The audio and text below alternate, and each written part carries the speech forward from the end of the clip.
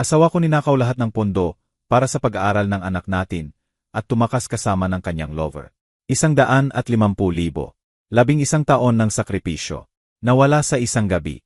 Devastado ako. Hindi ko alam ang gagawin. Akala ko wala na tayong natira.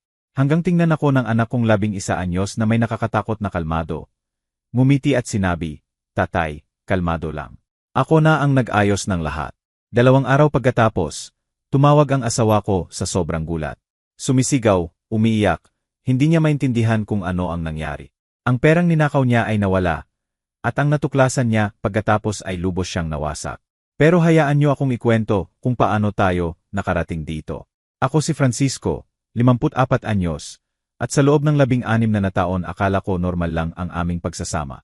Si Amanda at ako nagkakilala sa kolehiyo. Siya nag-aral ng graphic design, ako ng engineering. Nagbakasal kami ng bata pa, puno ng pangarap at plano. Si Miko ipinanganak 3 taon pagkatapos at nakumpleto ang pamilya namin. Nagtatrabaho ako ng mahirap buong buhay ko.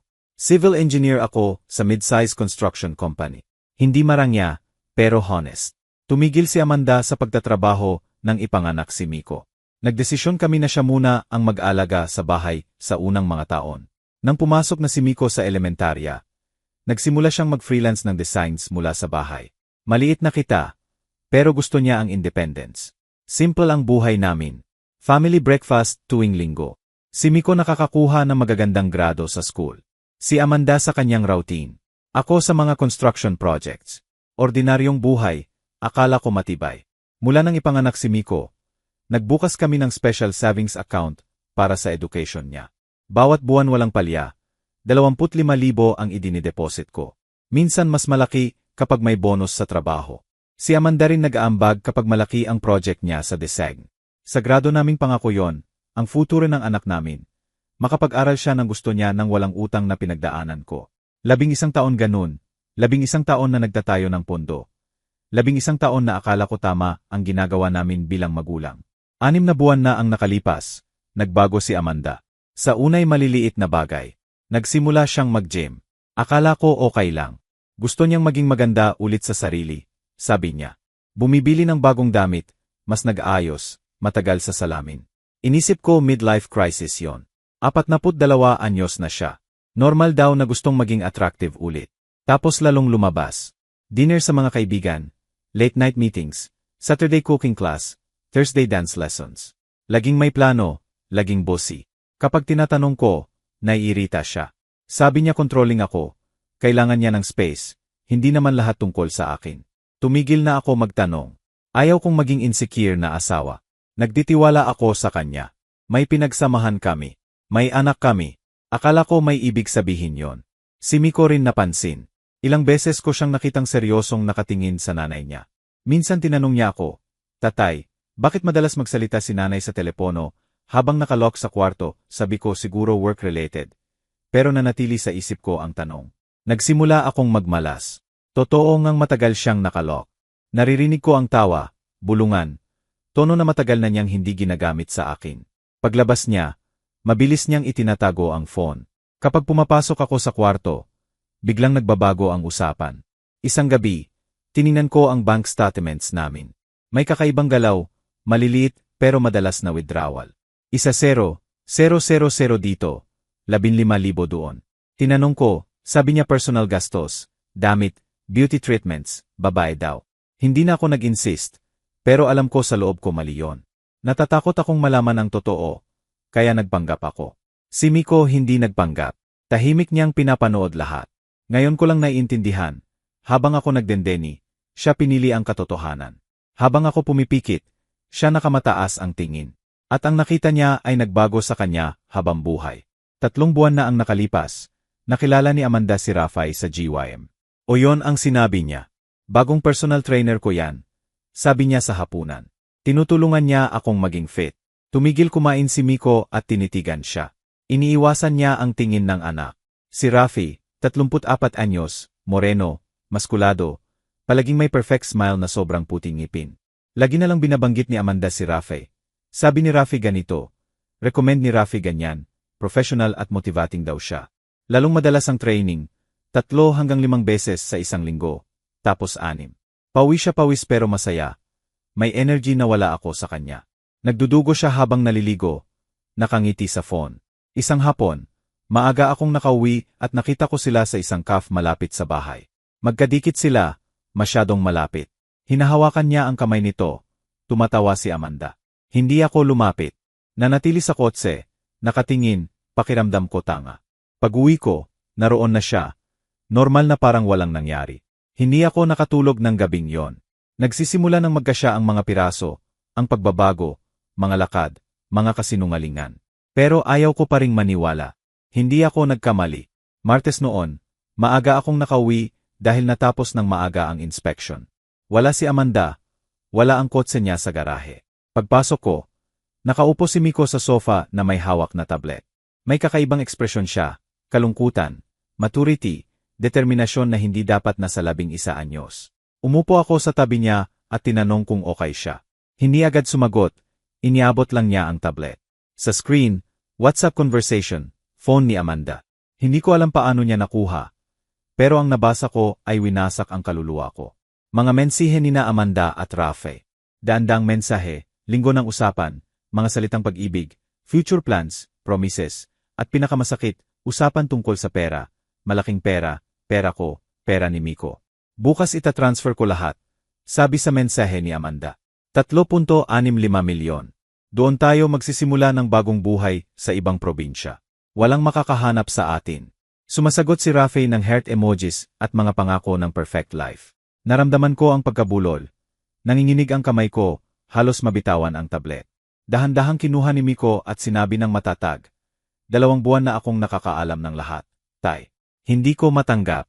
Ang anak kong 11 anyos, si Miko, natuklasan ng affair ng nanay niya at hindi sinabi sa akin. 2 buwan niyang daladala yon mag-isa.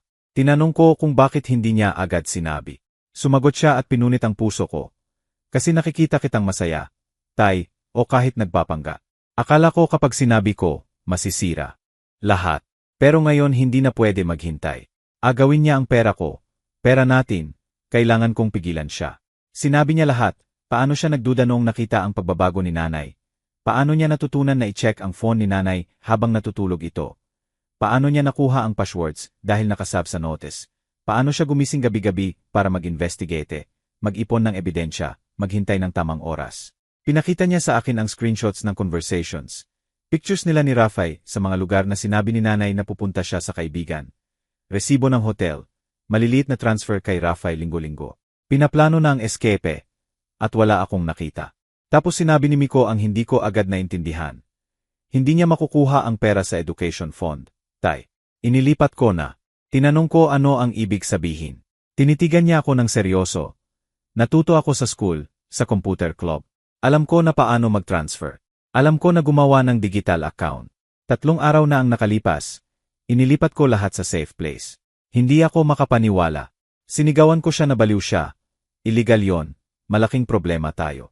Pero nanatili siyang kalmado at ipinaliwanag ang plano niya nang may takot akong clarity. Gumawa siya ng virtual account sa digital bank app gamit ang info mula sa internet.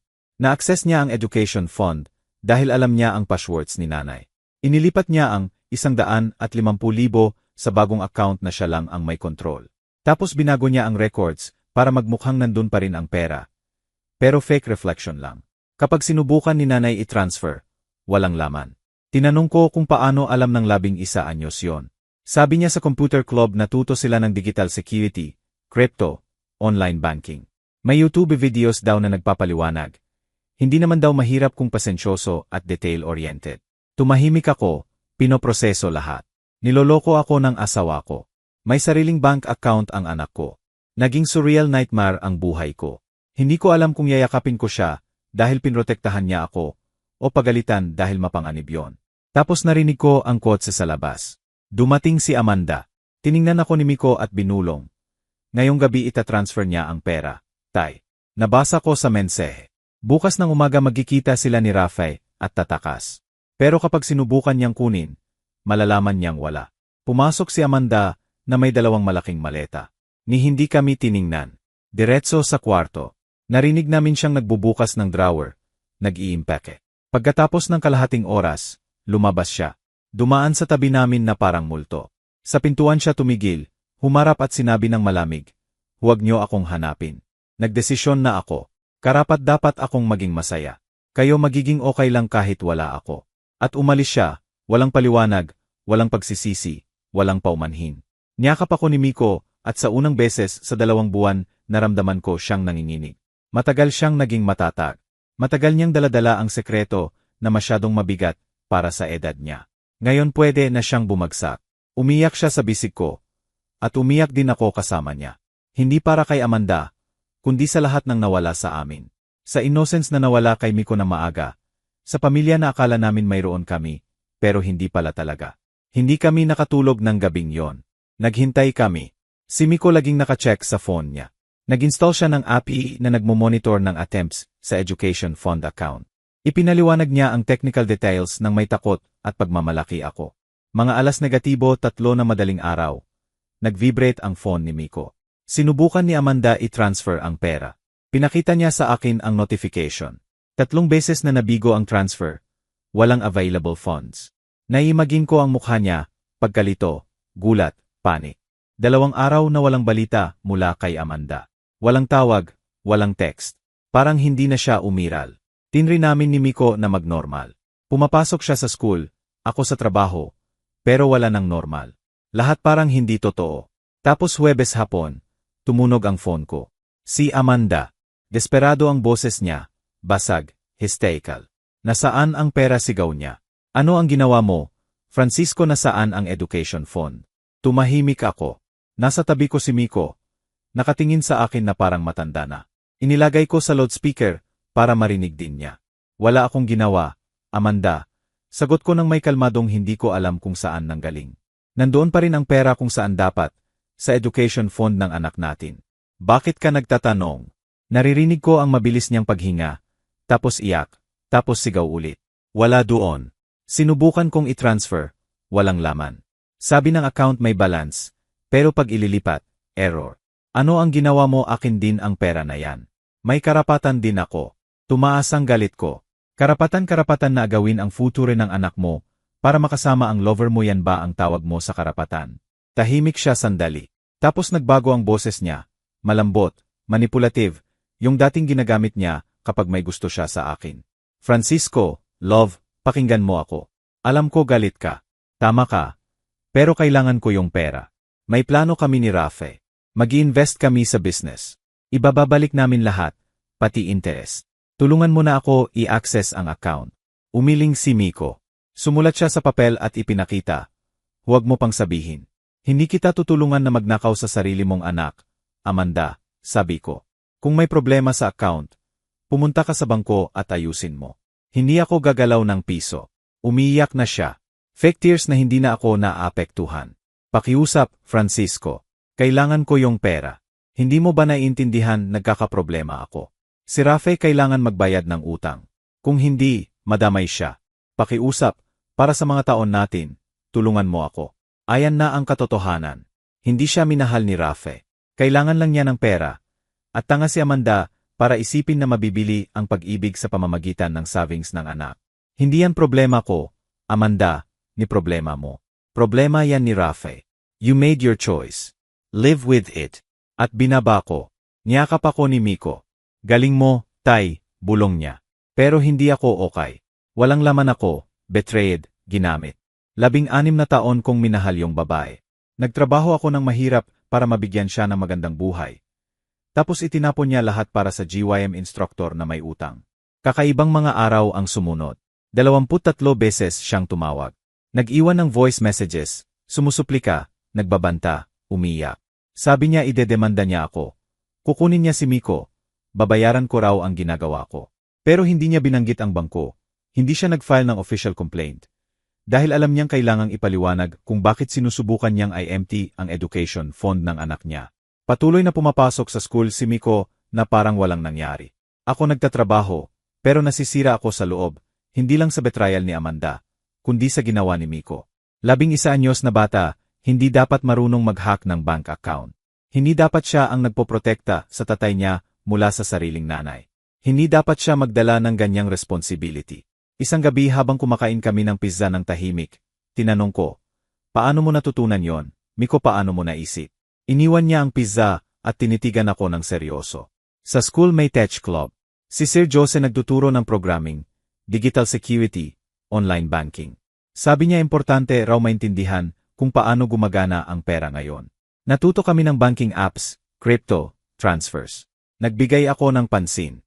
Pero paano mo nakuha ang passwords ni nanay, paano mo na-access ang phone niya? Bumaba ang tingin niya. Hindi naman maingat si nanay sa phone. Naiwan naka-unlock kapag nagluluto o naliligo. Isang araw nakita ko at kinopya ko ang passwords. Hindi ko plano gamitin.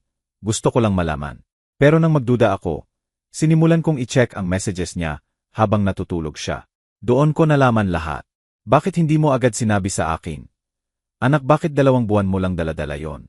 Napuno ng luha ang mata niya. Takot ako, Tay. Takot akong malungkot ka. Takot akong masira ang pamilya natin. Akala ko baka magbago pa si nanay. Baka mayaleze niya ang ginagawa niyang masama at bumalik. Pero nang makita ko ang mensahe tungkol sa pera, alam kong hindi na siya magbabago. Kailangan kong gumawa ng paraan. Niyakap ko siya ng mahigpit. Isinakripisyo ng anak ko ang innocence niya para protektahan ako. Gumawa siya ng desisyon na hindi dapat gawin ng bata. At ngayon mag-asama na kaming nagdadala ng consequences. Kinabukasan tumawag ang kapatid kong si Kaya. Sa ibang probinsya siya nakatira, pero regular kami magkausap. Francisco, ano bang nangyayari? Tumawag si Amanda umiiyak. Sinabi hinayaan mo siyang walang-wala. Ninakaw mo lahat, hindi mo siya pinapakita kay Miko. Sinabi ko ang totoo, lahat, ang affair, ang plano ng pagnanakaw, ang ginawa ni Miko. Tahimik si Kaya ng matagal. Tapos sabi niya, ang galing at tapang ng batang yon. Pero Francisco, malaking legal problem to. Technically fraud ang ginawa ni Miko. Kung magdemanda si Amanda, maaring maimbestigahan kayo pareho. Natakot ako. Ano ang gagawin ko? Kaya hindi ko mapapayag na maparusahan si Miko dahil pinrotektahan niya ako. Sinusubukan lang niyang isave ang sa kanya. Kailangan mo ng abogado, sabi niya. Kailangan mong protektahan si Miko legally at i-document lahat. Lahat ng messages ni Amanda, ebidensya ng affair, plano niyang magnakaw. Hapon na yon naghira ko ng abogado. Pinakita ko sa kanya lahat ng ebidensya na kinolekta ni Miko, conversations, pictures, transfer records kay Rafe. Matinong tiningnan ng abogado at sinabi ng seryoso, complicated to, Francisco. Technically illegal ang ginawa ng anak mo. Unauthorized access at paglipat ng funds. Pero sa circumstances, dahil education fund yon at plano ni nanay na agawin, pwede nating i-argue na self-defense financially. Pero walang guarantee kung paano makikita ng judge. At kung magdemanda si Amanda, kailangang i-reveal ang lahat ng usapan niya kay Rafi, plano ng pagnanakaw. Malaking bagsak siya, mawawala ang karapatan niya sa fund at posibleng sa custody ni Miko. Pero public, masakit, at kailangang mag-testify si Miko. Ayaw kong dumaan si Miko doon. Sapat na ang naranasan niya.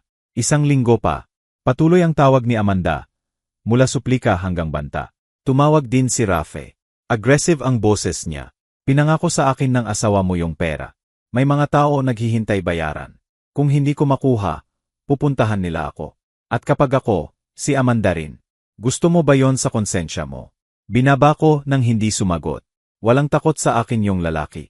Ang kinatatakutan ko ay kung ano ang magagawa ni Amanda sa sobrang desperation. Patuloy na minomonitor ni Miko. Pinapakita niya bawat attempt. Araw-araw sinubukan ni Amanda, iba't ibang oras, iba't ibang paraan, parehong result, error, no funds available. Isang gabi sinabi ni Miko, Tay, may ipapakita ako. Dinala niya ako sa kwarto niya at binuksan ang laptop. Pinakita niya ang folder na puno ng files. Lahat 2 conversations ni Nanay at Rafi, resibo ng hotel, transfers, organized DY date. Kung magdemanda siya o kukunin ang custody, pinoprotektahan tayo nito. 11 anyos na bata gumawa ng buong legal case. 2 linggo pagkatapos umalis ni Amanda, dumating ang certified letter. Mula sa abogado, nagdemanda si Amanda ng full custody kay Miko at kalahati ng lahat ng assets, kasama ang education fund. Sabi sa demand, negligent father ako, pinapakilos ko ang anak laban sa kanya. Binlock ko ang access niya sa legitimate accounts. Utang ko sa kanya ang years of unpaid domestic work. Binasa ko yung letter 3 beses. Puro kasinungalingan na nakabalot sa legal words. Binasa rin ni Miko. Walang nagbago ang mukha niya. Alam ko nang mangyayari to, Tay. Kaya ko iningatan lahat. Tiningnan ng abogado ang demand at ngumiti. Best case scenario to, Francisco. Binuksan niya ang legal door. Ngayon pwede nating ilabas lahat ng ebidensya sa korte. May papakita natin ang adultery, attempted theft, abandonment. Walang laban siya. Pero ayaw kong magkorte. Ayaw kong makita si Miko na nakaupo sa harap ng judge at ikukwento kung paano niya natuklasan na niloloko siya ng nanay niya. Ayaw kong ma-revive ang sakit publicly. Hiniling ko sa abogado na i-contact ang abogado ni Amanda para mag-settle. Hindi ko gusto ang pera niya. Gusto ko lang iwan niya kami. Pirmahan ang waiver sa education fund. At kung gusto ni Miko makita siya someday, supervised visitation lang. Dumating ang sagot 2 araw pagkatapos. Tinanggihan ni Amanda ang negotiation. Gusto niya sa korte. Naniniwala siyang mananalo siya. Sabi ng abogado niya, ako ang nagmanipulate ng accounts para wala siyang resources. Economic abuse yun. Masyadong bata si Miko para maintindihan. At ako ang nag-iimpluwensya sa kanya. Gabing yon nagkausap kami ni Miko ng mahirap. Kung mapupunta sa trial, kailangan mong mag-testify, sabi ko. Kailangan mong ikwento lahat ng nakita mo. Ginawa mo. Mahirap yon. Tumango si Miko. Alam ko, Tay. Pero hindi ako natatakot. Nakita ko ang totoo. Alam ko ang ginawa ni nanay. Kung kailangan kong sabihin sa harap ng judge para maiwan tayo, gagawin ko. Ang tapang ng anak ko pinupunit ang puso ko at pinupuno ng pride. Walang batang dapat ganyan, katapang sa 11 anyos. Walang batang dapat humarap sa sariling nanay sa korte. 3 linggo ng preparation. In-interview ng abogado si Miko ng maraming beses. Tiningnan ang bawat screenshot, message, ebidensya. Nag-hire ng tech expert para i-verify na authentic ang bank records na sinave ni Miko. Lahat tama, lahat tunay. Samantala, lalong ginawa ni Amanda ang public attack. Nag-post sa social media. Sabi niya iniwan ko siya sa kalye. Ninakaw ko lahat. Pinaghiwalay ko siya sa anak niya. Nagsimulang tumawag ang mga kaibigan at kamag-anak para magtanong. May naniniwala kapag sinasabi ko ang totoo. May akala akong nag-o-overreact o nagsisinungaling. Pinakamasakit ng tumawag ang nanay ni Amanda. Francisco, hindi ko alam kung ano ang nangyari sa inyo. Pero anak ko si Amanda. Sabi niya ayaw makipag-usap sa kanya ni Miko. Ikaw daw nag-iisolete sa kanya. Pakiusap, hayaan mo siyang makita ang anak niya. Sinabi ko lahat, si Rafe, ang pera, ang plano, ang natuklasan ni Miko. Matagal na katahimikan. Tapos narinig ko ang iyak ng nanay ni Amanda. Alam ko nang may mali, sabi niya sa pag-iyak. Matagal nang hindi siya kumikilos tulad ng anak ko. Pero hindi ko inakalang aabot sa ganito. Pasensya na, Francisco. Pasensya na kay Miko. Binigyan ako ng kaunting kapayapaan ng tawag na yon. Kahit isa sa pamilya niya naiintindihan ang nangyari. Isang hapon nang sunduin ko si Miko sa school. Sinabi niyang kailangan kaming mag-usap. Nagpunta kami sa park malapit sa bahay at umupo sa bench. Tay, matagal ko nang iniisip to. Tungkol kay nanay, sa ginawa ko, at sa tingin ko kailangan kong sabihin pa sa'yo. Bigla akong kinabahan. Ano yon, Miko? Nang ilipat ko ang pera sa bagong account, hindi lang ang 150,000 ng education fund ang inilipat ko. Inilipat ko rin yung 1.25 milyon mula sa joint savings account niyo ni nanay. Nakita ko raw na naglilipat din siya na maliliit na halaga mula doon linggo-linggo. Alam niyang kung hindi niya gagawin, lahat ay madadala ni nanay. Kaya inilipat din niya. Hindi ako makapagsalita. Miko, halos 1.4 milyon yon. Nasaan lahat ngayon? Sa secure digital account na ako lang ang may access code. Walang makakagalaw, hindi si nanay, hindi si Rafe. Kahit ikaw, Tay, protektado. Hindi ko alam kung yayakapin ko o pagalitan. Anak, malaking halaga yon. At technically kalahati niyan kay nanay. Tinitigan niya ako ng matatag. Plano niyang agawin lahat. Tay. Hindi lang education fund, pati joint account. Nakita ko sa messages nila ni Rafe. Pag-usapan nilang IMT, lahat bago umalis. Iwanan kang wala. Naunahan ko lang. Tama siya. Kung nagdagumpay si Amanda, wala akong natira, walang savings, walang education fund, baka utang pa sa credit cards niya. Naisalba ni Miko ang buong financial future namin. Pero legally lalong komplikado. Kailangan nating sabihin to sa abogado natin, sabi ko. Binabago nito ang case. Alam ko, sagot niya. Kaya sinasabi ko ngayon bago tayo makarating sa korte. Para handa ka. Kinuwento ko sa abogado ng gabing yon. Matagal siyang tahimik.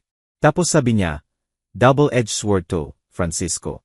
Sa isang banda, pinapakita na plano ni Amanda agawin lahat.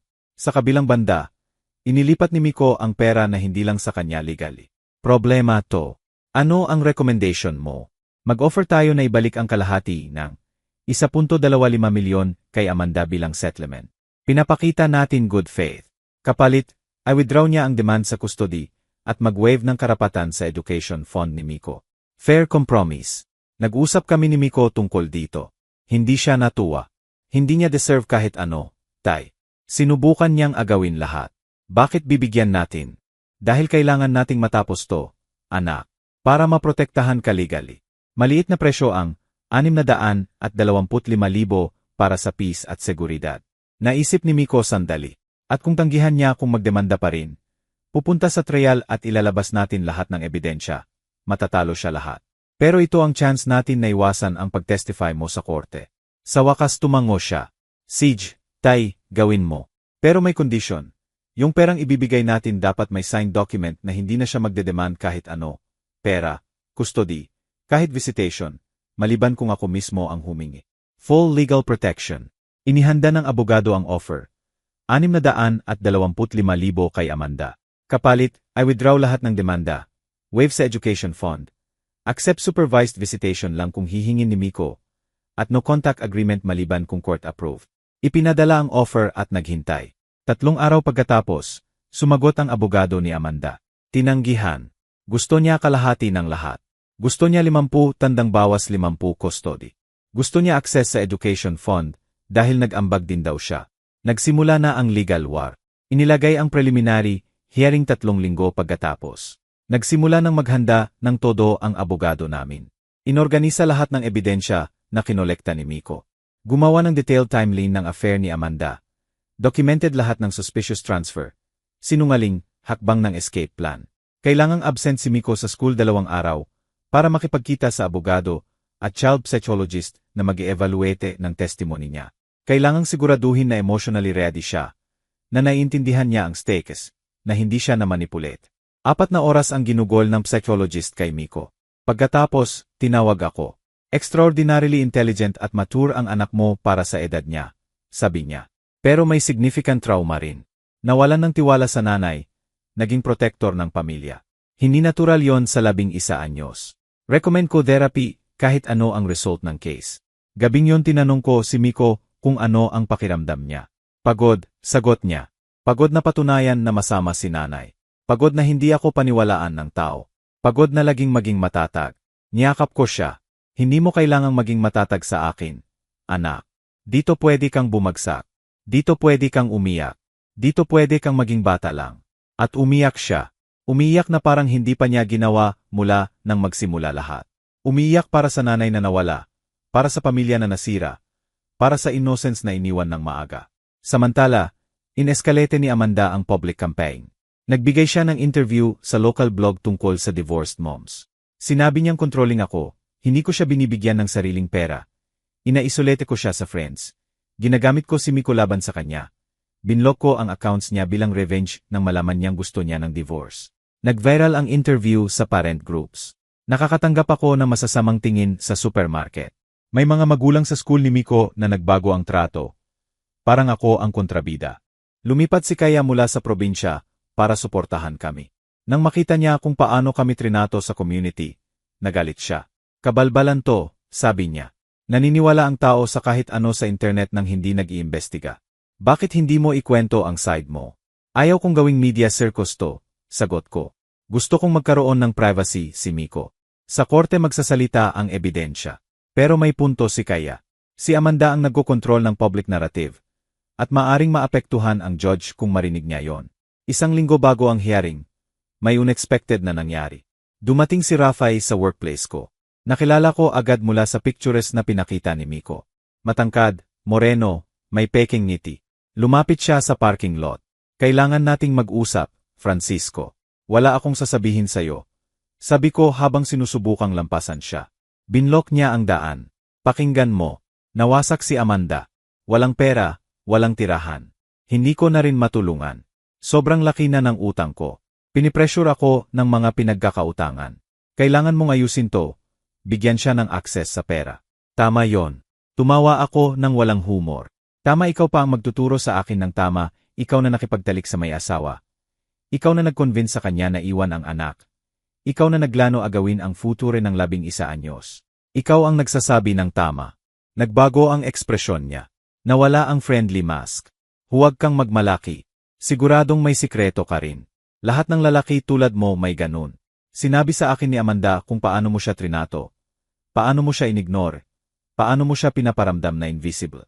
Umalis ka rito bago ko tawagin ang security. Sabi ko ng matatag. Lumapit siya. Pinangako niya sa akin yung pera. Iniwan ko ang apartment ko, trabaho ko. Lahat dahil sinabi niyang magsisimula tayo ng bagong buhay. Ngayon biglang nawala ang pera. Hindi yon magic. May ginawa kayo at malalaman ko. Hindi problema ko ang promises ni Amanda. Sagot ko. Ngayon alis sa daan ko. Itinulak niya ako ng slide. Binabalaan kita, Francisco. May paraan ako para makuha ang kailangan ko. Pwede kong gawing mahirap ang buhay mo at ng anak mo. Gusto mo ba yon sa konsensya mo? Sobra na yon. Kinuha ko ang phone at na-record. Ulitin mo yon. Sabihin mo ulit ang sinabi mo tungkol sa anak ko. Narealize niya ang pagkakamali. Umurong siya.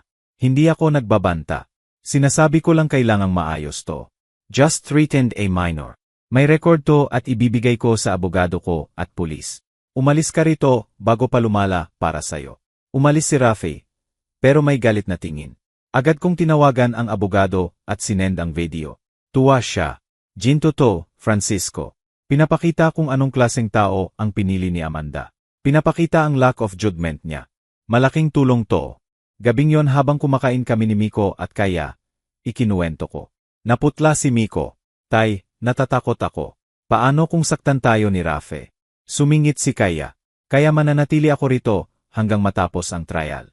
Walang makakagalaw sa inyo habang nandito ako. Pinataas namin ang security sa bahay. Nagpalit ng locks. Nag-install ng cameras sa entrance.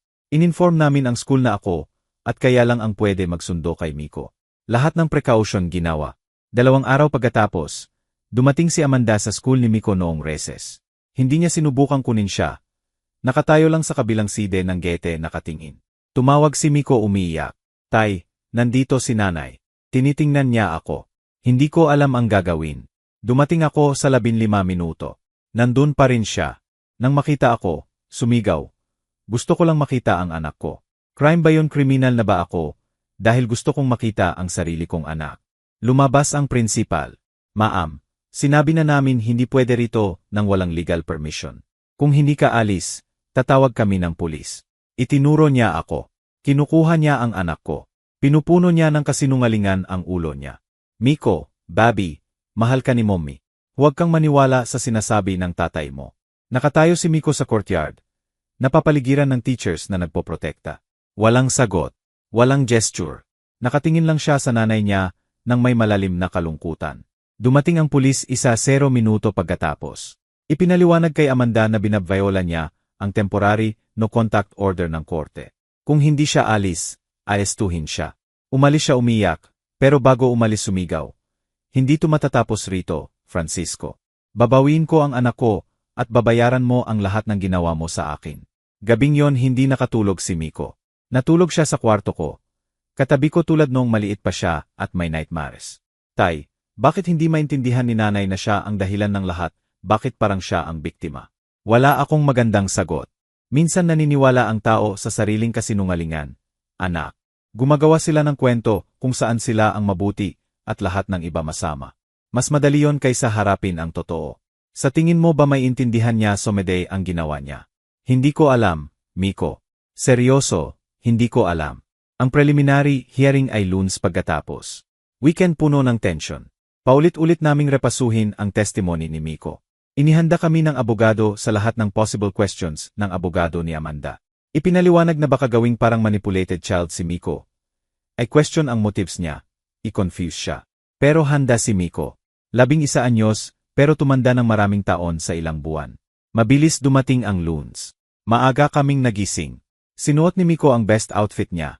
Maliit na suit na binili ni Kaya para sa hearing. Tumingin siya sa salamin at sinabi, "Parang mini-adult ako." Ngumiti ako, pero sobrang tension. Dumating kami sa korte 1 oras bago. Nandun na ang abogado namin nagre-review ng last-minute documents. Kasama namin si Kaya para moral support kay Miko. Siya lang ang natitirang pamilya natin sa sede namin. Dumating si Amanda 15 minuto pagkatapos. Kasama ang abogado niya, matandang lalaki na naka-expensive suit, mukhang confident. Naka-conservative dress siya, light makeup, buhok nakaayos. Mukha siyang perfect mom, innocent victim. Wala si Rafe. Siguradong pinayuhan ng abogado na iwasan. Nang makita niya si Miko, sinubukang lumapit. Babi ko, anak ko, sabi niya habang nakalahad ang braso. Umurong si Miko at nagtago sa likod ko. Mukhang tunay ang sakit sa mukha ni Amanda. Pero hindi ko na mapagkakatiwalaan ang kahit ano. Ma'am, pakiusap po, magdistansya, sabi ng abogado ko. May standing no contact order hanggang magdesisyon ang korte. Nagprotesta ang abogado ni Amanda. Nanay niya yan. May karapatan siyang batiin ang anak niya. Limited rights lang hanggang ma-resolve ang case. Sagot ng abogado ko ng matatag. Pumasok kami sa courtroom. Maliit ito kaysa inakala ko. Si Hukom Morales, babae mga 60 anyos, seryoso at matalimang tingin. Sabi ng abogado ko fair, pero strict siya. Hindi pinapayagan ang sinungaling at manipulation. Nagsimula sa opening statements. Ang abogado ni Amanda gumawa ng kwento ng despete mom na gusto lang ang best para sa anak. Nagkamali lang sa pag-ibig sa ibang lalaki. Pero hindi siya bad mother. Ako raw controlling at vindictive. Nagmanipulate ng family finances para wala siyang resources. Ginamit si Miko bilang weapon laban sa kanya. Tapos turn ng abogado ko. Iba ang narrative, systematic deception, deliberate plan na agawin ang education future ng bata, emotional abandonment. Binanggit ang ebidensya namin, messages, transfers, escape plan kasama si Rafe. Walang expression si Hukom Morales habang nakikinig. Tapos sabi niya, sige, gusto kong makita ang ebidensya at gusto kong makausap ang bata privately sa office ko. Hindi yon sa plano. Nag-object ang abogado ko. Your Honor, prepared po kami ng formal testimony dito sa sala. Naiintindihan ko, counsel, pero may anak na 11 anyos dito. Hindi ko siya isusumit sa full public interrogation ngayon. Kakausapin ko siya privately, parehong abogado present. Mga magulang maghihintay sa labas. Hindi ko nagustuhan. Gusto kong makasama si Miko, pero walang choice ang hukom. Pumasok si Miko sa office kasama ang 2 abogado. Kami ni Amanda sa halway. Pinaghiwalay ni Kaya na tumayo sa gitna namin physically. Hindi kayang tiisin ang katahimikan. Bawat minuto parang oras. Si Amanda ang unang bumriyak. Kasalanan mo to, Francisco. Ginawa mong laban sa akin ang anak ko. Pinuno mo ng galit sa akin. Hindi ko kailangang gumawa ng kahit ano. Sagot ko nang hindi siya tinitingnan.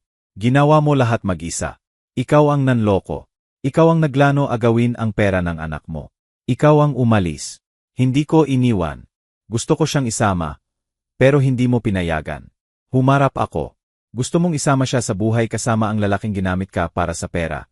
Lalaking may dangerous debts. Lalaking nagbanta sa akin last week. Yon ba ang future na gusto mo para kay Miko? Naputla si Amanda. Hindi nagbanta si Rafe. Nagsisinungaling ka ba? Kinuha ko ang phone at pinakita ang video. Tahimik niyang tiningnan. Pagkatapos, may luha sa mata niya. Hindi siya ganun. Stressed lang siya sa utang. Hindi seryoso yon. Dinig mo ba ang sarili mo?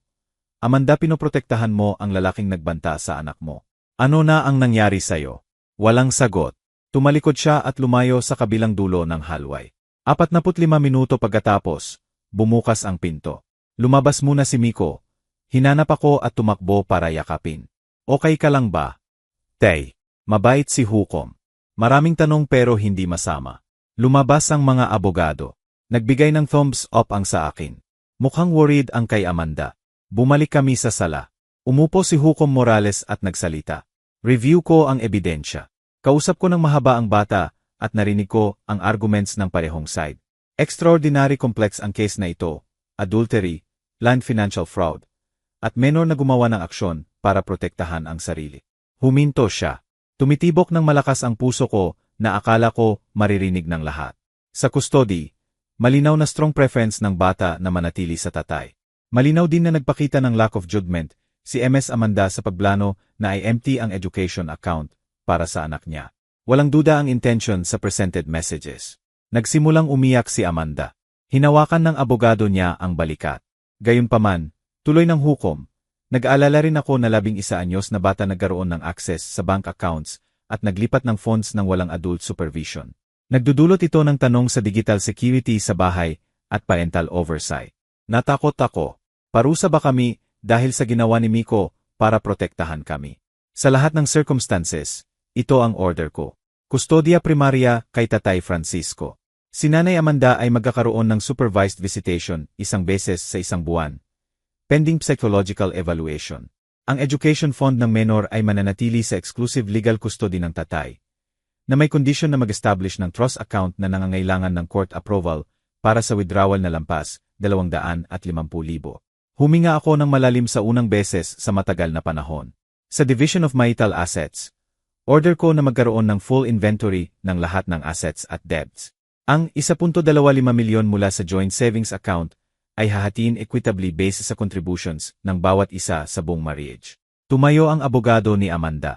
Your Honor, walang resources ang client ko para mabuhay habang nagpapatuloy ang division. Humihiling po kami ng temporary spousal support. Tiningnan siya ng malamig ng hukom. Ang client mo ay naglano tumakas ng 3.65 milyon na hindi sa kanya. Ang client mo ay umalis sa marital home voluntarily. Walang base para sa temporary support sa circumstances na ito. They need. Umiyak na ng todo si Amanda. Sinusubukan na siyang pakikalmahan ng abogado. Sa wakas, tumingin si Hukom Morales direkta kay Miko. Young man, technically illegal ang ginawa mo. Nag-access ka ng bank accounts nang walang authorization. Gayunpaman, naiintindihan ko na ginawa mo para protektahan ang future mo. Hindi ako mag-o-order ng charges laban sa'yo. Pero dapat maintindihan mo na hindi mo na ulitin yon. Kung may problema, magsabi ka sa trusted adult. Naiintindihan ba? Tumango si Miko. Opo, Your Honor. Naiintindihan ko. At isa pa, order ko na payahong magulang mag-attend ng family therapy. Kahit gaano kalaki ang problema nyo bilang mag-asawa, kailangan ng batang ito na gumaling. At kailangan niyang maintindihan na hindi siya ang may kasalanan sa nangyari sa inyo. Binagsak ang gavel. Session adjourned. Next hearing para sa final asset division sa loob ng 60 days. Notification sa mail. Lumabas kami ng korte ng parang nangangapa. Nanalo kami. Mananatili si Miko sa akin. Protektado ang pera. Hindi makakalapit si Amanda nang walang supervision. Pero walang tuwa. Puro pagod, puro kalungkutan sa lahat ng nawala. Sa pamilya na akala namin mayroon kami, pero hindi na babalik. Niyakap kami ni Kaya. Nagtagumpay kayo, mga lalaki. Tumingala si Miko sa akin. Tapos na, Tay. Pwede na tayong maging payapa. Gusto kong sabihin, tapos na lahat. Pero alam ko simula pa lang to. Hindi pa susuko si Amanda ng ganun lang. May 60 days pa ng legal battles. Masakit ang family therapy. Taon ang hiyaling. Pero ngayon may victory kami, at sapat na yon. Anak, pagsisinungaling ko ng mahina. Tapos na ang pinakamasama. Sa parking lot nakita ko si Amanda lumabas ng korte. Mag-isa siya. Wala na ang abogado. Wala si Rafi para suportahan siya. Puro mag-isa. Dinadala ang consequences ng desisyon niya. Sandali, naawa ako sa kanya. Pero saglit lang. 3 araw pagkatapos ng hearing, unti-unti nang nag-normalize ang buhay. Bumalik si Miko sa school na may ibang atitude, mas magaan. Parang nabawasan ang bigat sa balikat. Sabi ng teachers niya mas active siya sa class, mas madalas ngumiti, parang 11 anyos ulit. Pero iba ang gabi, may nightmares pa rin. Gigising ako dahil sa iyak niya sa kwarto. Pagpasok ko, nakaupo siya sa kama nanginginig. Nanaginip ako na kinuha ni nanay ang pera at naging homeless tayo, sabi niya. O nanaginip ako na hinanap tayo ni Rafe. Niyayakap ko siya hanggang kumalma, hanggang makatulog ulit. Ang therapist na inassign ng korte, si Dr. Tony Reyes. Unang beses naming nakita ng linggong yon. Mga 40 anyos siya. Malambot ang boses pero diretso ang tingin. Una siyang nakausap si Miko ng mag-isa 1 oras. Tapos ako. Tapos kami pareho. Significant trauma ang pinoproseso ng anak mo, paliwanag niya. Hindi lang dahil sa betrayal ng nanay, kundi sa role na kinailangan niyang gampanan. Naging protector siya, dapat siya ang pinoprotektahan. Na-invert ang natural na father-son dynamic at nagdudulot ng emotional confusion. Paano ko siya matutulungan tanong ko? Hayaan siyang maging bata ulit. Kunin mo pabalik ang role ng protector. Siguraduhin sa kanya na ikaw ang humahawak ng adult problems. Na pwede siyang maglaro, mag-aral, lumaki ng walang financial worries, walang responsibility na magprotekta sa kahit sino. Tama siya. Too fast ang pag-mature ni Miko. Kailangan niyang mabalik ang childhood niya. Hapon na yung ginawa namin ang hindi namin ginawa sa mga buwan. Nagpunta sa park, naglaro ng bola, kumain ng ice cream, tumawa. Sa loob ng 2 oras, Walang usapan tungkol kay Amanda, kay Rafe, pera, korte. Father at son lang, magkasamang oras. Samantala, nagpapatuloy ang legal process. Nagtatrabaho ang abogado sa full inventory ng marital assets. Lumalabas na may hidden credit card debts si Amanda na hindi ko alam. 100,000 sa mga binili sa huling 6 months. Branded clothes, fancy dinners, gifts siguro para kay Rafe. Apektado nito ang division, sabi ng abogado. Considered yan dissipative marital expense. Ginastos niya ang community money sa affair niya. Pwede nating i-argue na siya lang ang responsible sa debts na yan. Pero pagod na akong makipaglaban. Gusto ko lang matapos to. Kahit kalahati ng utang niya bayaran ko para matapos na. Gagawin ko. Tiningnan ako ng may pag-unawa. Naintindihan ko, Francisco. Pero huwag hayaan ang pagod na magdesisyon ka na masama financially. Deliberate niyang ginastos yan para sa betrayal niya. Hindi mo dapat bayaran yon. Tama siya. Pero bawa araw na nagpapatuloy ang legal. Araw na hindi sigurado si Miko. Gusto kong matapos. 1 linggo pagkatapos, may unexpected call. Nanay ni Amanda. Francisco, kailangan nating mag-usap. Mahalaga. Nagkita kami sa neutral calf. Dumating siya na namumula ang mata. Malinaw na umiiyak. Nag-usap kami ni Amanda, simula niya. Nawasak siya. Walang trabaho. Walang pera. Nakasofa lang sa friend. Iniwan siya ni Rafe nang walang pera. Walang sinabi ako, hinintay ko lang. Alam ko mali ang ginawa niya. Niloko niya ang tiwala mo at ni Miko. Pero anak ko pa rin siya. Nanay pa rin niya si Miko at hindi ko kayang makita siyang ganito. Ano ang gusto mong gawin ko? Gusto kong isaalang-alang mo na bigyan siya ng chance. Hindi para makabalik sa'yo. Alam ko imposibleng yon. Pero chance na ma-rebuild ang relasyon niya kay Miko. Maipakita na kaya niyang magbago. Umiling ako. Hindi sa akin yon nakasalalay. Kay Miko yon. Siya ang magdedesisyon kung gusto niyang makita ang nanay niya. Hindi ko siya pipilitin. 11 anyos lang siya. Francisco, hindi pa siya pwede magdesisyon mag-isa. 11 anyos na bata ang nakatuklas ng betrayal ng nanay. Nag-ipon ng ebidensya at nagprotekta sa sariling future. Sa tingin ko, sapat na siyang magdesisyon kung gusto niyang magkaroon ng relasyon sa kanya. Tahimik umiyak ang nanay ni Amanda. Humihingi lang ako na huwag mong kalabanin siya sa anak. Bigyan mo ng space na someday mapatawad niya. Wala akong sinabing masama tungkol kay Amanda sa harap ni Miko. Nakita niya lahat mismo. Binasa niya ang messages.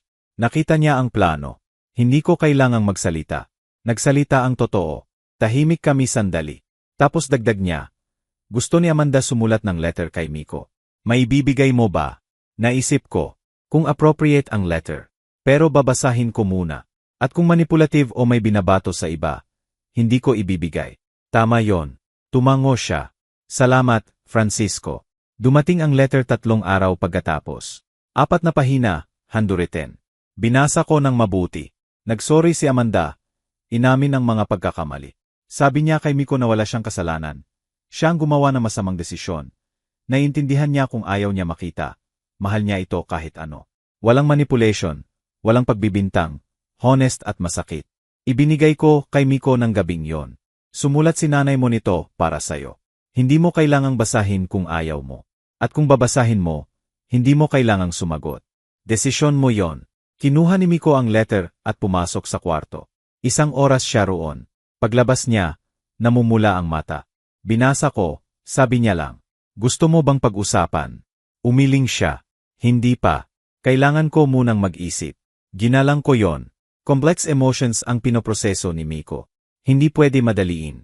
2 araw pagkatapos, sinabi ni Miko, gusto kong sumulat din kay nanay. Nagulat ako. Sigurado ka. May mga bagay na kailangan kong sabihin.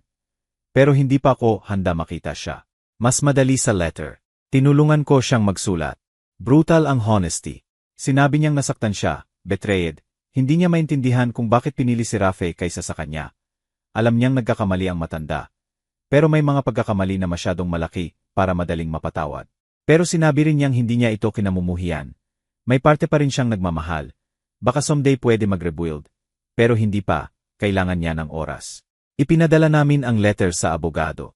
Ayaw pa ng direct contact. Sumagot si Amanda 2 linggo pagkatapos. Mas maikli ang letter niya ngayon. Sabi lang, naiintindihan ko. Bibigyan kita ng lahat ng oras na kailangan mo. Mahal kita, Miko, palagi. Samantala, nagpapatuloy ang asset division case. Nagtagumpay ang abogado na i-argue na ang credit card debts ni Amanda ay exclusive responsibility niya. Sumang-ayon si Hukom Morales. 1.1 milyon na utang na natili kay Amanda lang. Sa 1.25 milyon joint savings, inutos na hatiin proportionally based sa contributions sa marriage. 80% ako, 20% siya. Ibig sabihin 1 milyon sa akin, 250,000 sa kanya. Nag-object si Amanda. Sabi ng abogado niya nag-ambag siya sa ibang paraan, pag-aalaga sa bahay, pagpapalaki kay Miko. Pero matatag ang hukom. Voluntarily umalis si Ms. Amanda sa marital home. Naglano siyang magnakaw ng substantial funds. Nagpakita ng lack of financial responsibility. Proportional division based sa documented monetary contributions. Ang perang yon, kasamang education fund na pinrotektahan ni Miko, nagbigay sa amin ng financial stability. Makakahinga kami, makakapagplano ng future. Pero si Amanda, halos wala nang natira. 250,000 at 1.1 milyon utang, negative balance na 850,000, plus siguro ang utang ni Rafay na binayaran niya. May parte sa akin na naawa. Pero may parte rin na nagsasabing justice yon. Naalala ko ang plano niyang iwan kami ng walang-wala. Ang last hearing para sa final divorce ay 1 buwan pagkatapos. Inihanda ko ng abogado para sa possible last-ditch desperate move ni Amanda. Kapag nasa sulok na ang tao, gumagawa ng unpredictable, babala niya. Tama siya. 2 linggo bago ang final hearing, nag-file si Amanda ng emergency motion. Sabi niya ina-alienate ko si Miko laban sa kanya. Pinilit ko ang mga letter na pinagpalitan namin. Manipulated si Miko para i-reject siya. Nagulat kami sa emergency motion. Galit ang abogado ko. Desperate tactic to. Alam niyang matatalo siya. Kaya gumagawa ng drama para makipagnegosyote bilang victim. Inilagay ang emergency hearing 5 araw pagkatapos. Sa pagkakataong to, dumating si Amanda hindi lang kasama ang abogado, pati si Rafe. Malaking pagkakamali yon. Nakita ni Miko si Rafe sa halway ng korte at natigilan. Dinala siya ni Kaya sa ibang aya para pakikalmahan. Agad nag-object ang abogado ko kay Hukom Morales. Your Honor, walang legal role si Mr. Rafe sa case na ito. Intimidating at harmful sa menor ang presensya niya. Ang abogado ni Amanda, current partner po siya ng client ko. May karapatan siyang suportahan siya. Tiningnan siya ng hindi makapaniwala ni Hukom Morales. Ang partner na kasama sa plano agawin ang education fund ng menor ang partner na nagbanta sa tatay ilang linggo na ang nakalipas counsel. Kung sa tingin mo tinutulungan nito ang kese mo, mali ka ng husto. Dapat umalis si Mr. Rafe sa building na ito agad o kakaharapin niya ang contempt charges. Umalis si Rafe, pero may galit na tingin pa rin. Mukhang nalilito si Amanda sa reaksyon ng hukom. Malinaw na hindi ipinaliwanag ng abogado niya kung gaano kasama ang pagdala kay Rafe. Nagsimula ang hearing. Inilahad ng abogado ni Amanda ang argument. Sabi niya ako ang nagkokontrol ng lahat ng communication ni na Amanda at Miko. Monitored at edited ang letters. Walang freedom si Miko mag-express ng true feelings. Bias daw ang therapist namin dahil ako ang nagbabayad. Sumagot ang abogado ko sa facts. Ipinakita ang notes ni Dr. Tony Reyes na malinaw na free ang expression ni Miko. Ipinakita ang original letters na sulat kamay ni Miko. Walang correction, walang edit. Ipinakita ang statements ng teachers ni Miko na hindi kailanman binanggit na pinipilit siya. Tapos ginawa niya ang brilliant move. Humingi na mag-testify ulit si Miko. Pero this time sa open court, para ma-record officially. Kung naniniwala si Ms. Amanda na manipulated ang anak niya, bigyan natin ng chance ang bata na magsalita direkta sa korte na ito. Sumang-ayon si Hukom Morales. Dalhin ang menor. Pumasok si Miko kasama si Kaya. Nervous pero matatag. Malambot na kausap siya ng hukom. Miko, naiintindihan mo ba na under oath ka kailangan mong sabihin ang totoo? Opo, Your Honor, sagot ni Miko ng malinaw. Ang nanay mo sinasabi na pinipigilan ka ng tatay mo na magkaroon ng relasyon sa kanya. Totoo ba yon? Tumingin si Miko direkta kay Amanda bago sumagot. Hindi po, Your Honor. Hindi po ako pinigilan ng tatay. Binigay niya sa akin ang letter ni nanay nang hindi binabasa. Pinayagan niya akong magdesisyon kung sasagot ako. Lahat desisyon ko po. At bakit ka nagdesisyon na limited contact lang sa nanay mo? Humugot ng malalim si Miko. Dahil sobra akong nasaktan sa ginawa niya. Plano niyang umalis kasama si Rafe at kunin lahat ng ipon para sa college ko. Hindi yon aksidente, plano yon. Binasa ko sa messages nila. Kapag nalaman mong handa ang sarili mong nanay na magnakaw ng future mo, mahirap maging malapit sa kanya. Naririnig na iyak ni Amanda. Binigyan siya ng tissue ng abogado. Tuloy ang hukom. Sinabi ba ng tatay mo na sabihin mo yon? Hindi po, Your Honor. Hindi niya alam kung ano ang sasabihin ko ngayon. Sarili kong salita to, sarili kong damdamin. Mahal mo ba ang nanay mo? Tumigil si Miko. May parte pa rin po akong nagmamahal sa kanya. Pero may parte ring galit at malungkot. Hindi ko alam kung may sense yon. Perfect sense, sabi ng hukom ng malambot. Sa tingin mo ba Somede, gusto mo nang makasama ulit siya? Siguro po kung maipapakita niyang talagang nagbago siya. Kung iwan niya si Rafe. Kung ipapakita niya mas importante ako kaysa pera o kahit sinong lalaki. Pero matagal yon at hindi pa ako handa. Tumango ang hukom. Salamat, Miko. Napakatapang mo. Pwede ka nang umalis. Lumabas si Miko. Hinintay siya ni Kaya sa labas para yakapin. Tumingin si Hukom Morales sa abogado ni Amanda. Counsel, narinig ko lang ang 11 anyos na nagsasalita ng may clarity at maturity na kahanga-hanga. Walang ebidensya ng manipulation. Nakikita ko ang bata na nagpoproseso ng tunay na trauma dulot ng aksyon ng nanay niya. Motion denied. Sinubukan pang mag-argue ang abogado ni Amanda. Pero itinaas ng hukom ang kamay. Wala nang pag-usapan. Denied ang motion at idadagdag ko na ang mga last-minute tactics na ito ay hindi nakakatulong sa client mo. Kung mag-file ulit ng frivolous motions, isa sa alang-alang ko ang sanctions. Malinaw ba?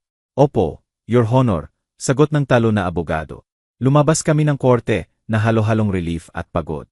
Kinailangan ni Miko harapin ang nanay niya at sabihin ang masasakit na katotohanan. Hindi madali yon para sa kahit sino, lalo na sa bata. Gabing yon hindi gaanong nagsalita si Miko. Kaunti ang kinain sa hapunan. Nang ihiga ko siya, sinabi, Tay, masyado akong harsh kay nanay kanina. Nagpakita ka ng honesty, anak. Yon ang kailangan ng korte. Pero mukha siyang malungkot. Umiyak siya ng todo. Alam ko. At natural na maapektuhan ka. Pero tandaan mo, hindi ikaw ang gumawa nito. Siya ang gumawa ng desisyon na may consequences. Ikaw lang ang nagsasabi kung paano ka naapektuhan ng desisyon niya. Sa tingin mo nasaktan ko siya. Masakit ang totoo. Pero minsan kailangan ang totoo para magbago ang tao. Kung talagang gusto ni nanay na ma-rebuild ang relasyon sa iyo Somede, kailangan niya maintindihan kung paano siya naapektuhan ng aksyon niya. Tumango si Miko ng dahan-dahan. Mahal ko pa rin siya kahit papaano, Tay. Ginagawa ba akong wek yon? Niyakap ko siya ng mahigpit. Ginagawa kang tao, anak. Ginagawa kang mabait. Walang weakness sa pagmamahal sa taong nanakit sa'yo. Ang weakness ay kung magpapanggap kang walang pakialam kapag meron. Natulog siya sa bisig ko ng gabing yon at ako na natiling gising. Iniisip ang lahat. Kung paano nasira ang 16 na taong pagsasama sa ilang buwan. Kung paano naging adult ng maaga ang 11 anyos na bata. 2 linggo pagkatapos dumating ang final divorce hearing. Walang sorpresa, walang emergency motions, walang drama, puro legal formality na tapusin ang marriage. Binasa ni Hukom Morales ang final terms. Primary custody kay Tatay Francisco. Supervised monthly visitation kay Nanay Amanda subject to ongoing evaluation. Asset division ayon sa naunang desisyon. Education fund na natili sa exclusive custody ng tatay sa trust account. Parehong ordered na magpatuloy ng individual therapy. Patuloy ang therapy ni Menor ayon sa rekomendasyon ni Dr. Reyes. Binagsak ang gavel. Ang marriage ay legal na dissolved. Wish ko sa inyong dalawa ang best sa magkahiwalay na landas. At lalo na kayong Miko ang bright future. Nagpakita siya ng higit na strength at character kaysa maraming matatanda. Naway patuloy na makatulong yon sa kanya. At ganun, pagkatapos ng 4 na buwan ng legal battles, hearings, stress at luha, natapos. Hindi na kami kasal ni Amanda. Lumabas siya ng korte mag-isa. Wala si Rafe ngayon. Ayon sa balita, tuluyan na siyang iniwan ng walang pera na makuha. Natira kay Amanda ang 250,000, 1.1 milyon utang, at posibilidad na makita ang anak isang beses sa isang buwan under supervision. Nagtaya siya ng lahat sa fantasy, kasama si Rafe, at natalo lahat. Ako natira kasama si Miko, financial stability, at responsibility na palakihin mag-isa ang batang may trauma na kailangang gumaling. Walang nanalo sa kwentong ito, mga survivor lang. Gabing yon nagluto si Kaya ng special dinner. Hindi celebration, mas closure, pagkilala na tapos na ang masakit na chapter, at nagsisimula ang bago. Itinaas ni Miko ang baso ng juice. Pwede ba tayong mag-toast? Siege, anak. Sa new beginnings, sa pagiging honest, sa pag-aalaga sa isa't isa, at sa hindi na muling pagpunta sa korte. Tumawa kami, nag-toast, at sa unang beses sa mga buwan naramdaman ko ang pag-asa. 6 na buwan pagkatapos ng final divorce, nagkaroon ng bagong RYTM ang buhay. Hindi yung pinlano namin, hindi yung pamilya na akala namin mayroon kami. Pero amin yon at nagtatayo kami ng matibay sa mga guho ng nasira. Unti-unting bumalik si Miko bilang bata. Gumagana ang therapy kay Doktora Tony Reyes. Mas kaunti ang nightmares, mas madalas ang ngiti. Nagbalik ang interes sa normal na bagay para sa edad niya. Video games, sports, friends. Patuloy ang computer club sa school bilang pasyon niya. Pero ngayon para gumawa ng games at apps, hindi para mag-protect sa threats. Isang araw umuwi siyang excited. Tay, nanalo ang science project ko ng first place sa school fair. Api na tumutulong sa mga bata matuto ng math habang naglalaro. Niyakap ko siya ng proud. Ang galing, anak. Ipakita mo. Pinakita niya. Brilliant, creative, age-appropriate. Walang banking hack o financial protection. Bata lang na matalino na gumagawa ng ginagawa ng matatalinong bata. Gumagawa, nag-iimagine, nangangara. Nag-establish kami ng new routines. Magkasamang agahan bawat umaga bago ang school. Friday nights pizza at movie. Saturdays park o museum. Sundays magluluto kami. Maliit na rituals na nagbibigay ng structure at normalidad. Bumisita si Kaya kada 2 buwan. Naging replacement mother figure siya kay Miko. Tinuturuan niya ang mga bagay na hindi ko alam. Nag-uusap sila tungkol sa topics na mas madaling sabihin sa babae. Pamilya na pinili namin, hindi ipinataw. Tungkol naman kay Amanda, supervised visits 1 beses sa 1 buwan sa special center. Sa una resistant si Miko. Tense at tahimik ang unang sessions. Sinusubukan ni Amanda makipag-usap. Monosyllables lang ang sagot ni Miko. Pero unti-unting nagbago. Nagsimulang mag-therapy si Amanda mag-isa. Nakakuha siya ng maliit na design job. Tuluyan nang iniwan si Rafe. Ibinenta niya ang mga branded clothes na binili noong affair at ginamit ang pera para mabayaran ang parte ng utang. Sa ika-4 na supervised visit, ikinuwento sa akin ni Miko ang nakakagulat. Huminingi ng tawad si nanay ngayon. Tunay na tawad, hindi tulad dati na may sinisisi. Sinabi niyang lahat kasalanan niya, masamang desisyon. Naiintindihan niya kung hindi ko mapapatawad. Ano ang sinabi mo? Sinabi kong pinoproseso ko pa, hindi ko pa mapapatawad. Pero na-appreciate ko na honest na siya ngayon. Simula yon, maliit, marupok, pero simula. Sa ika-8 buwan, humingi si Miko ng hindi inaasahan. Tay, pwede ba mas mahabang visit kay nanay siguro 2 oras imbes na 1? Maingat kong naisip. Sigurado ka hindi mo kailangang gawin kung ayaw mo. Alam ko. Pero tingin ko talagang sinusubukan ni nanay magbago at may parte sa akin na gustong bigyan ng chance. Hindi ibig sabihin nakalimutan ko ang ginawa. Ibig sabihin lang handa akong tingnan kung pwede bang mag-iba. Nag-usap ako kay Doktora Reyes. Sa tingin niya healthy sagnon. Pinoproseso ni Miko ang forgiveness sa sariling pace. Hindi pinipilit. Informed decision based sa real changes na nakikita niya sa nanay. Mature at healthy yon. Na-approve ang mas mahabang visits. Patuloy ang supervision pero mas flexible. Nagsimulang mag-activities sina Amanda at Miko. Nagpunta sa park, museum, kumain ng ice cream. Maliit na hakbang sa pag-rebuild ng bagay na hindi na magiging katulad ng dati. Pero pwede maging bago. 1 taon pagkatapos ng divorce, naging 12 anyos si Miko. Nagdaos kami ng maliit na party sa bahay. 0 friends mula sa school inimbita. Dumating si Kaya. May tawa, cake, games. Normal na birthday celebration. Sa huli ng araw, nang makaalis ang lahat, sinabi sa akin ni Miko, Tay, pinakamagandang birthday to sa matagal na panahon. Natutuwa ako, anak, dahil masaya na ulit ako. Hindi palagi, pero wala nang ganung bigat. Wala nang kailangang protektahan. Pwede na akong maging ako lang. Napuno ako ng relief at saya. Gumagaling ang anak ko. 2 linggo pagkatapos ng birthday, gumawa ng important decision si Miko. Tay, gusto kong maging unsupervised visits na si nanay. Pero sa public places lang muna.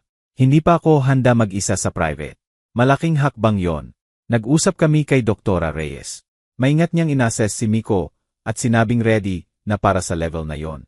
Nag-file kami ng motion sa korte. Inapprove ni Hukom Morales na may conditions. Unsupervised visits sa public places lang. 2 beses sa 1 buwan. Re-evaluate sa 6 months. Umiyak si Amanda nang marinig ang balita. Tinawagan ako para magpasalamat. Alam ko hindi ko deserve to, Francisco. Sinira ko lahat.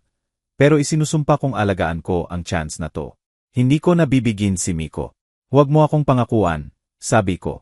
Pangako mo sa kanya. At tuparin mo. Nagsimula ang unsupervised visits. Pauwi si Miko pagkatapos ng bawat isa at ikinukwento lahat. Paano sila nagpunta sa Science Museum? Naglunch sa favorite restaurant niya. Paano tinanong ni Amanda tungkol sa school at talagang nakinig? Paano hindi na nag-justify ng past actions kundi inaamin na? Alam mo ang pinakaiba ngayon? Tay, sabi ni Miko isang gabi. Dati laging may iniisip si nanay, phone, Rafe, kung ano. Pero ngayon kapag magkasama kami, talagang present siya. Talagang nakikinig. Pakiramdam ko importante na ako sa kanya. Yon lang ang kailangan ng bata. Maramdaman na importante siya sa magulang. Tungkol sa pera, pinanatili namin lahat sa court-ordered trust account.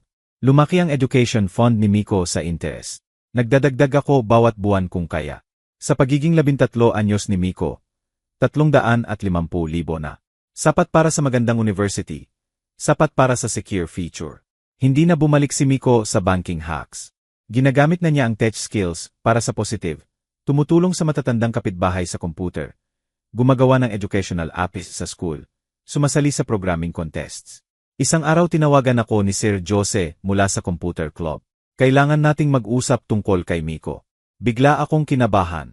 Ano po ang problema? May problema ba siya? Hindi, kabaligtaran. Pinakatalented na estudyante ko, si Miko, sa 20 taon ng pagtuturo. May genuine gift siya sa technology.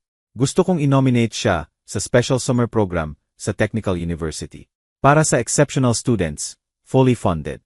Malaking opportunity para sa kanya. Na-accept si Miko sa program. 6 na linggo siyang nag-summer learning advanced programming, ethical cybersecurity, API development. Umuwi siyang mas excited kaysa dati. Tay, alam ko na ang gusto kong kurso sa college. Gusto kong maging cybersecurity engineer. Gusto kong tulungan ang mga tao na maprotektahan sa fraud at pagnanakaw. Ginawa niya ang trauma niya na purpose. Ginawa niya ang pinakamasakit na karanasan sa buhay niya na misyon.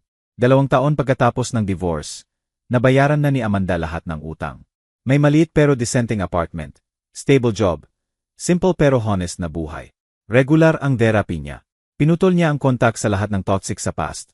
Kasama si Rafael na naaesto daw dahil sa fraud. Kasama na ngayon sa visits ni Miko ang overnight stays sa apartment ni Amanda paminsan-minsan. Unang beses na natulog si Miko roon, hindi ako nakatulog. Naghintay ako ng tawag na gusto niyang umuwi, pero hindi tumawag. At kinabukasan ng sunduin ko, okay siya. Kakaiba, pero okay, sabi niya. Nagluto si nanay ng favorite breakfast ko. Nag-usap kami tungkol sa normal na bagay. Hindi perfect, pero okay. Okay. Milagro yon kumpara sa pinanggalingan namin. 3 taon pagkatapos ng araw na sumabog ang lahat. 14 na anyos na si Miko. Brilliant, mabait, resilient na teenager. May close friends, mataas na grado, malinaw na goals para sa future, at may 2 imperfect na magulang na mahal siya. Bawat isa sa sariling paraan. Bawat isa mula sa sariling lugar. Isang gabi habang nagdi-dinner kami, sinabi sa akin ni Miko ang hindi ko malilimutan. Tay, matagal ko nang iniisip ang lahat ng nangyari, ang ginawa ko sa pera, ang mga desisyon ko, at sa tingin ko kung makakabalik ako, iba ang gagawin ko. Sasabihin ko sa adult, sa'yo, hindi ko dadalhin mag-isa lahat. Dahil sobrang hirap at sobrang lungkot yon. Sa tingin mo ba nagsisisi ka? Nagsisisi ako sa paano ko ginawa. Pero hindi sa ginawa ko para protektahan ang future natin. Sana lang may nahanap akong paraan na hindi kailangang tumanda ng mabilis. Naiintindihan ko ng perpekto. Alam mo, anak, may mga sitwasyon sa buhay na walang perfect choices. Necessary choices lang. Ginawa mo ang sa tingin mo necessary noon. Hindi kita masisisi doon. Ikaw ba? Tay, kung alam mo mula simula tungkol kay nanay, ano ang gagawin mo? Naisip ko ng tapat. Siguro kakausapin ko agad si nanay. Papalitan ko ang passwords ng accounts. Maghahira ko ng abogado. Gagawin ko sa adult at legal na paraan. Pero wala kang ganung options noon. Bata ka.